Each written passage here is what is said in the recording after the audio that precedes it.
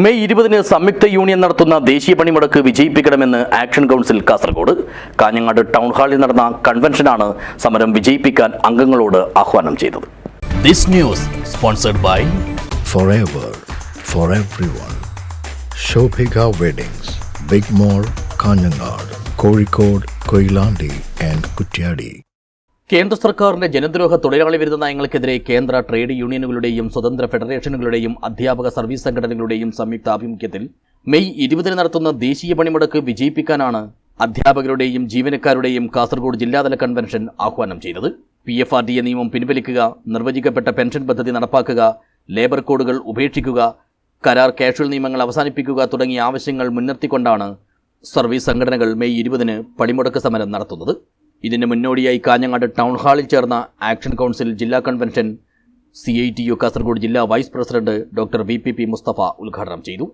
2019 parliament പാസാക്കിയതാണ് labour code.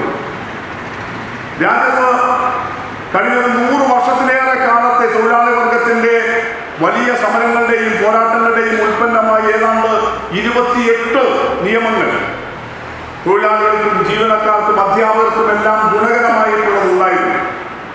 ബ്രിട്ടീഷുകാരുടെ കാലം തൊട്ട് രാജ്യത്തെ സംഘടിത തൊഴിലാളി വർഗം ഓരോരോ സന്ദർഭങ്ങളിൽ അതത് സന്ദർഭത്തിലെ തൊഴിലാളികളുടെ പ്രശ്നങ്ങൾ ഉയർത്തിപ്പിടിച്ചുകൊണ്ട് നടത്തിയ സമരങ്ങളുടെ ഉൽപ്പന്നമായിരുന്നു അത്തരത്തിൽ ഓരോരോ നിയമനിർമ്മാണം.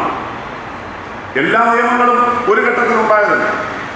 നമ്മുടെ അധ്വാനവും നമ്മുടെ ജീവിതവും എല്ലാം മുന്നോട്ട് പോകുമ്പോൾ ഓരോ സന്ദർഭത്തിൽ അന്നത്തെ ജീവിത സാഹചര്യങ്ങൾക്കനുസരിച്ച് രാജ്യത്തെ തൊഴിലാളി വർഗം ഓരോ ജീവിതാവശ്യങ്ങൾ മുന്നോട്ട് വെക്കുന്നു. ചടങ്ങിൽ FSCTU ജില്ലാ പ്രസിഡന്റ് K ഭാനുപ്രകാശ് അധ്യക്ഷനായി. KSTA സംസ്ഥാന secretary K Raghavan, NGO union സംസ്ഥാന സെക്രട്ടേറിയറ്റ് അംഗം S സജീവ്, V ചന്ദ്രൻ, EV Rajesh, T Damodaran, T Prakashan, PV Aneesh എന്നിവർ സംസാരിച്ചു. FSCTU ജില്ലാ സെക്രട്ടറി K ഹരിദാസ് സ്വാഗതവും KV രാഘവൻ നന്ദിയും പറഞ്ഞു.